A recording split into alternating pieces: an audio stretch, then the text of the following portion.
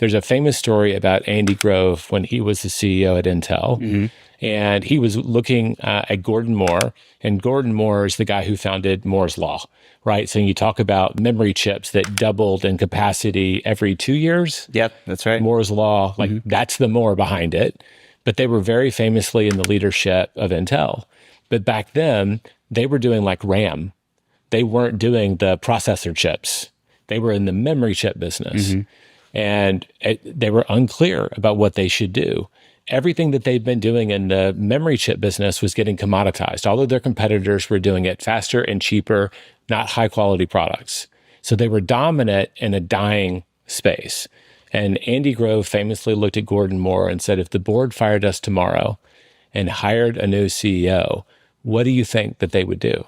And the answer was, we would get out of the memory chip business and get into the processing chip business. And I don't know if this part's true, but evidently Andy said, well, let's fire ourselves and come back. And they like stepped outside of the door, fired themselves ceremonially and walked back in and kind of launched the modern day Intel.